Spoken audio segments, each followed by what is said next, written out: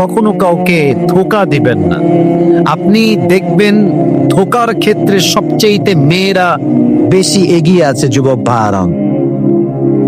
আমি এটা অবজারভেশন করেই বললাম। এর কারণ হচ্ছে মেয়েরা অলওয়েজ দেখা যায় ব্যাটার অপশন খোঁজে, ব্যাটার অপশন। প্রেম করে একজনের সঙ্গে, বিয়ে করে আরেকজনের সঙ্গে, it's just because of batter option.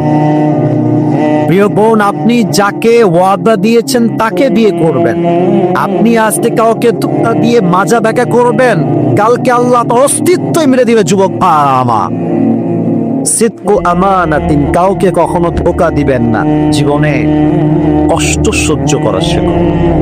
তুমি যত কষ্ট সহ্য করা শিখবা, তুমি তোমার জীবনে তত বেশি সফল হবা।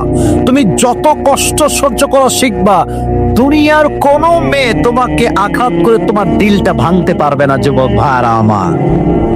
আচ্ছা, দেখবা যে কিছু লোক আমাদের সমাজে আছে, যত বড় বিপদ হোক দেখবা যে ও হাসতেছে। যত বড় বিপদ হোক দেখবা খুব calm down, he is okay, very comfortable, সব ঠিকঠাক।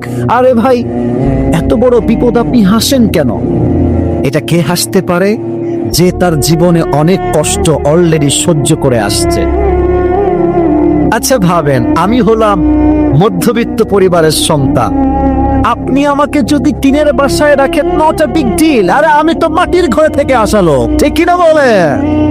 কিন্তু যদি আপনি বড়লোক ঘরের, সারা দিন খায়, ধাপুস ধুপুস করে খায়, এসির ভেতরে থাকে, ঢাকার গুলশানে থাকে, বড়লোক ঘরে টাটকা ব্রয়লার মুরগি ওইটা, ওরে যদি আপনি মাটির বাসায় দেন, ও তারপরের দিন অজ্ঞান হয়ে মরে যাবে যুবক ভাইরা। তা আমরা যারা মধ্যবিত্ত